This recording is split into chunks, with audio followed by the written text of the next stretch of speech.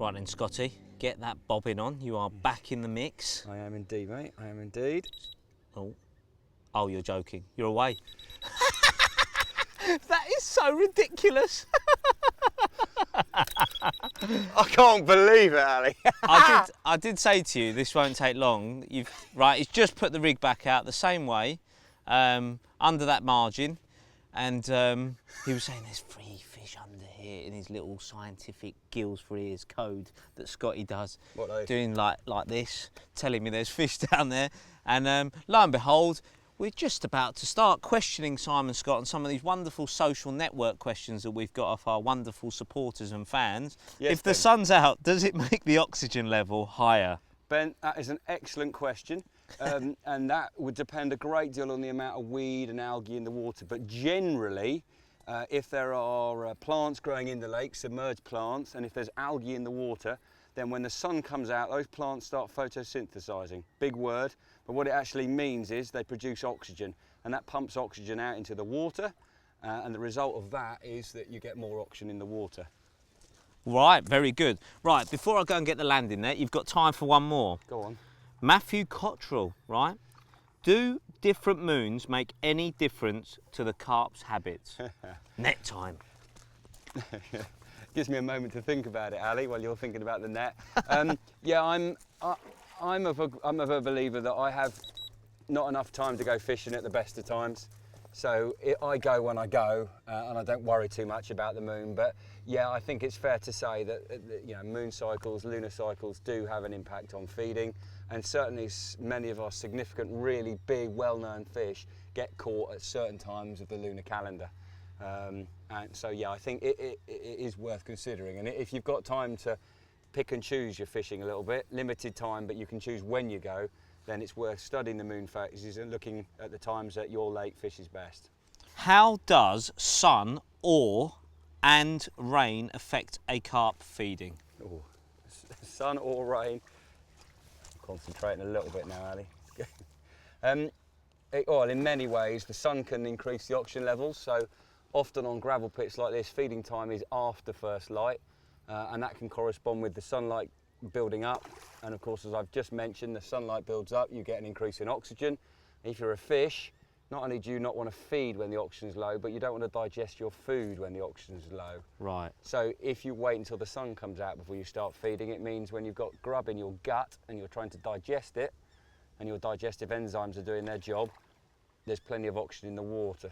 And interestingly, a carp's digestion, if the oxygen falls very low, below maybe 4 or 5 it's below 5 milligrams a litre, then that actually affects the carp's ability to digest its food. So it's less efficient at digesting its food. We live in an oxygen constant world, so we don't have to think about it. You don't get up in the morning and think, oh no, there's no oxygen, but for the fish, it's massively significant. Very, very important. Yeah. Okay, because we're running out of time with this fish getting closer. Josh, I can't even pronounce his surname, but it's weird. It's Ogilia, right? Sounds like a hook link. Right, this is a good one. Do carp have a stronger sense of smell or vision? Also, how do they manage to spit stones but crunch food? Is it some sort of filter? Okay, that's a very good question, Josh. Really interesting one as well, and probably I haven't got time to answer all of it here. But when a carp first hatches from its egg, it has no sense of smell or taste, and its eyesight is its key function for finding food. So a carp fry is absolutely vital that it has eyesight, otherwise it can't find its food. And their sense of smell and taste then develops as they mature or grow. So within a few days they're getting it, but to start with they need to find their food by eyesight.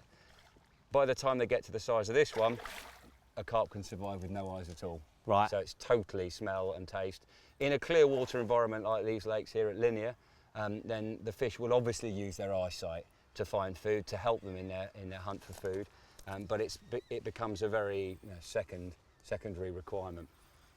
So yeah, good question. What was the second part of it, Alex? It was about crunching. Oh, How okay. where they can get rid of stones, Yeah. but yet they crunch their food. How do they distinguish, Simon, between food items, Well, their filter? Yeah, the inside of a carp's mouth is actually a very, very complicated feeding apparatus, which is evolved to feed in a benthic environment on the bottom of the pond, in amongst sediment, stone, gravel and silt. And as a result, the mechanism inside the mouth is very complicated. It's sensitive, very, very sensitive. There's an organ called the palatal organ or palatine organ in the roof of the mouth, and they have the gill rakers, which we call the branchial sieve, and they sieve food from debris. And believe it or not, a fish feeding in really dark black silt, picking out bloodworm, will only probably swallow maybe 1 or 2% of the silt that it picks up with the bloodworm it eventually eats. So they're very efficient at picking the food out from the debris. And picky. And picky. Yeah. Yeah, they can be very picky, yeah. Yeah, definitely.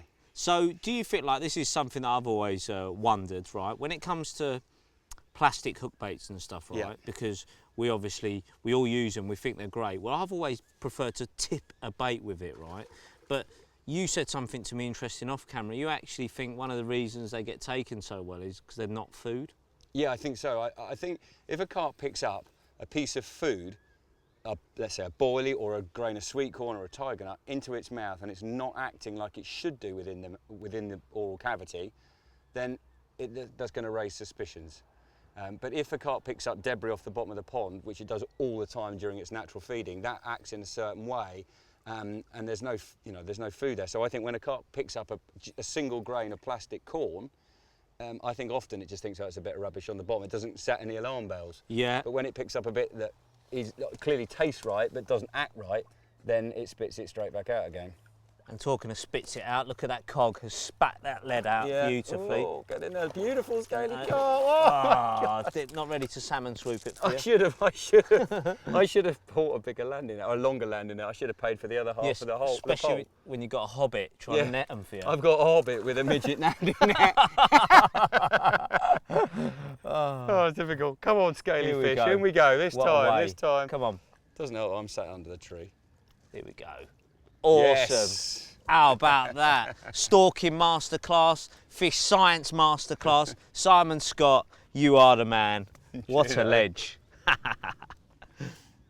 There you go, 2 fish and 2 casts. I'm absolutely chuffed with that one. Just shows that a little bit of margin trickery can work its magic. Cracking great male fish, this one. Spawning tubercles on its gills, big plate scales down both flanks, large fins. What a cracking fish, I'm made up. Hope you've enjoyed my stalking section. Hope it's inspired you to get out there and give it a go.